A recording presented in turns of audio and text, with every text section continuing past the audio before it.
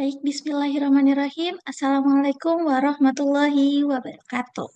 Pertama-tama kepada yang saya hormati Ibu Tuti Rastuti SHMH selaku dosen pengampu mata kuliah Hukum Kompetisi Bisnis dari kelas B.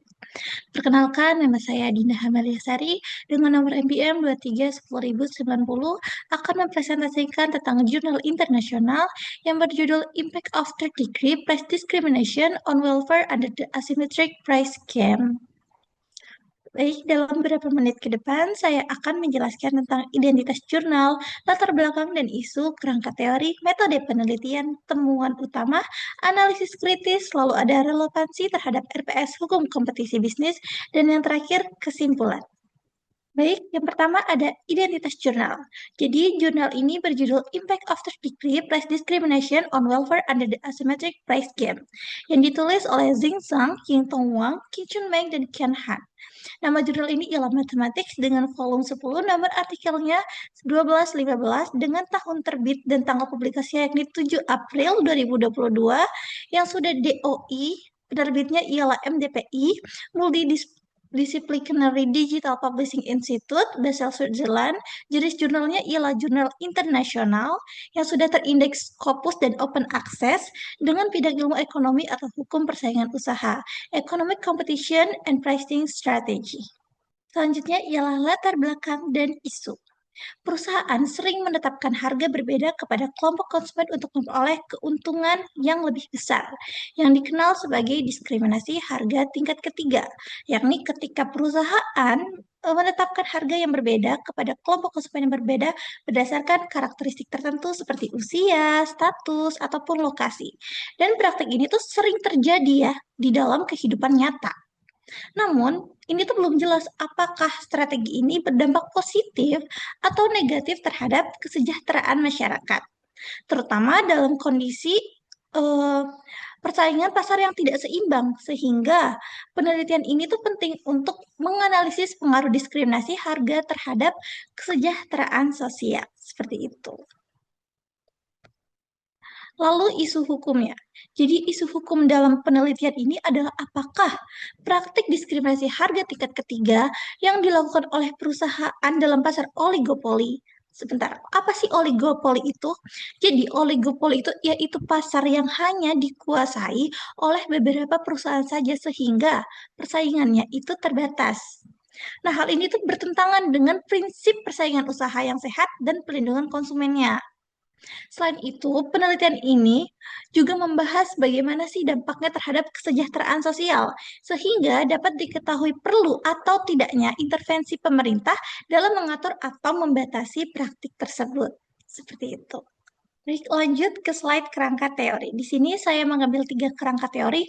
Yang pertama ada teori diskriminasi harga tingkat ketiga. Perusahaan menetapkan harga berbeda kepada kelompok konsumen yang berbeda untuk memaksimalkan keuangannya. Itu artinya perusahaan itu sengaja membedakan harga berdasarkan jenis atau kondisi konsumennya. Misalnya ada harga khusus pelajar, harga umum, atau harga VIP. Hal ini tuh dilakukan karena setiap kelompok konsumen punya kemampuan dan kemauan bayar yang berbeda. Dengan cara ini perusahaan itu tetap mendapatkan keuntungan yang lebih karena tetap bisa menjual nih barangnya terhadap semua kelompok baik dengan daya yang belinya rendah maupun dengan daya yang belinya tinggi. Nah, seperti itu. Lalu ada teori kesejahteraan sosial. Nah, teori kesejahteraan sosial ini diukur dari consumer surplus atau producer surplus untuk menilai apakah strategi harga ini meningkat atau menjerumuskan atau menurunkan kesejahteraan sosial masyarakatnya. Artinya ini tuh dilihat dari keuntungan yang didapat konsumen dan perusahaan. Apakah keduanya seimbang atau tidak sehingga bisa diketahui nih apakah masyarakat ini lebih diuntungkan ataupun masyarakat ini lebih dirugikan seperti itu. Lalu yang ketiga ada teori persaingan harga. Nah, harga sama atau uniform pricing, diskriminasi harga, dan kombinasi keduanya yakni asimetris, itu untuk melihat dampaknya terhadap pasar. Artinya ada 3 cara nih.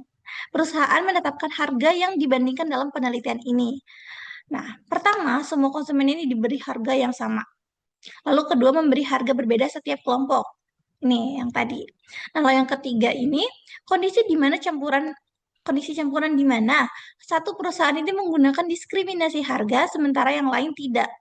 Dari perbandingan ini nih, peneliti itu ingin melihat bagaimana sih pengaruh masing-masing strategi terhadap persaingan dan kondisi pasar tersebut. Seperti itu. Selanjutnya ada metode penelitian.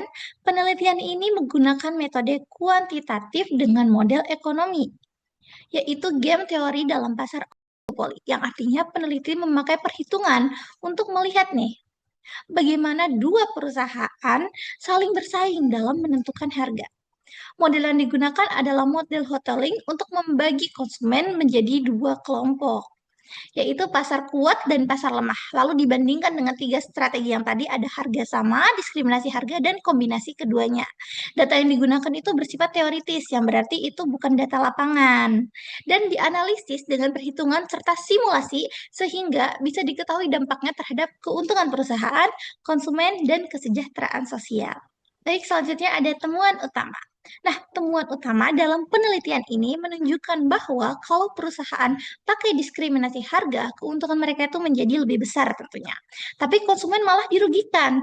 Namun, kalau semua perusahaan memakai strategi yang sama, misalnya semua pakai harga sama atau semuanya diskriminasi, kesejahteraan masyarakatnya itu tetap stabil. Tapi kalau ada yang pakai strategi berbeda, ada yang diskriminasi, ada yang tidak, kesejahteraan masyarakatnya itu justru menurun karena pembagian manfaatnya jadi tidak seimbang. Seperti itu. Selanjutnya ialah ada analisis kritis. Jadi penelitian ini itu memberikan kontribusi yang penting dalam menjelaskan hubungan antara diskriminasi harga dan kesejahteraan sosial. Nah, khususnya dalam kondisi persaingan asimetris. Model yang digunakan itu cukup kuat ya secara teoritis karena mampu menggambarkan interaksi antara perusahaan dalam pasar oligopoli. Namun penelitian ini tuh memiliki keterbatasan karena hanya menggunakan pendekatan teoritis dan asumsi pasar yang ideal. Sehingga belum sepenuhnya mencerminkan kondisi pasar yang nyata karena baru secara teoritis kan yang lebih kompleks. Nah, selain itu faktor lain ini seperti regulasi pemerintah, perilaku konsumen dan dinamika pasar tidak banyak dibahas. Padahal hal tersebut itu dapat memengaruhi hasil. Oleh karena itu, diperlukan lagi penelitian lanjutan yang menggunakan data empiris agar hasilnya lebih relevan dan aplikatif dalam praktik.